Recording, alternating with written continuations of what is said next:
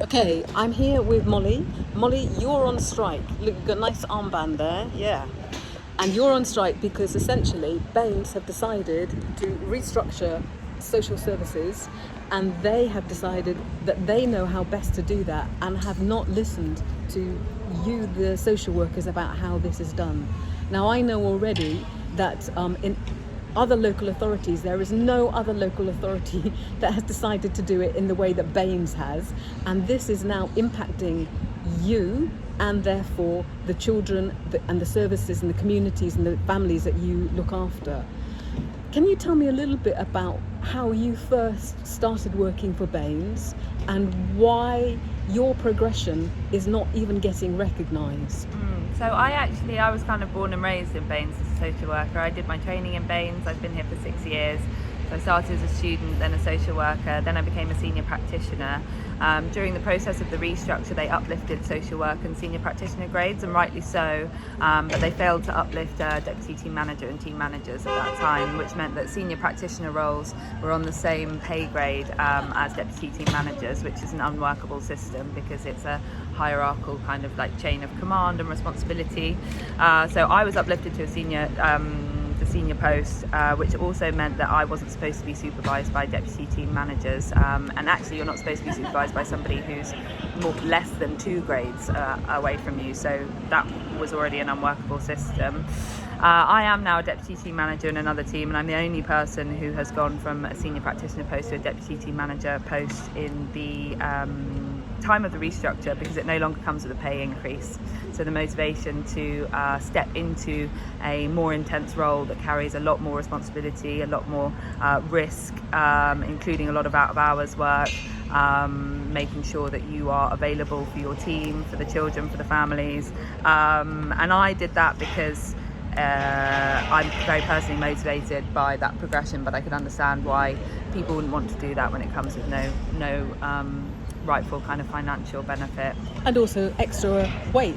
So from what I can gather too, there has been a lot of new people coming into B&NES within the sort of senior management too. Well, that's also because everybody's been leaving. So we've had an entirely new senior leadership team in the last 12 months. That's really unusual. It also means, back in the day, what B&NES used to be like is you'd be sat on one set of desks and the senior management would be sat on the other ones, and they'd know your name. They knew my name as a student. They knew my families. You could catch them and talk to them, and yeah, it was just there was a real sense of community in children's services in B&NES a while ago. Now we have completely new senior leaders. They don't know us, they don't know our families, they don't know our children, they don't know how we work.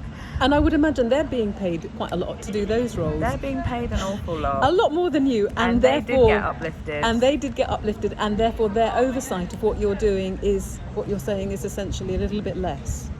Yeah, well, and it also feels like their level of investment in us as a cohort of workers, but also inevitably then our families and communities feels less. It feels less human and less personal, and it also feels like their ability then to make quite callous decisions about what is or isn't right for us as a service, as people who haven't been in the service for very long and actually don't know it as well as we do.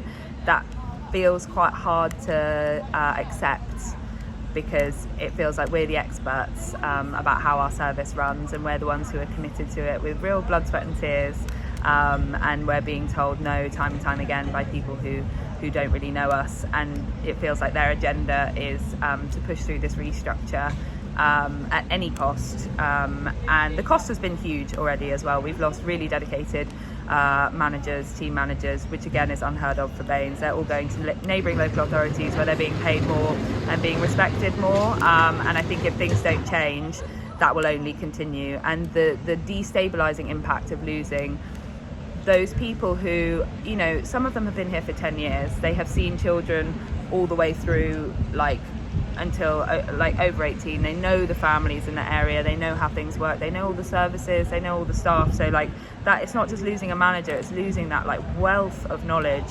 specific to this community that is really hard to replace.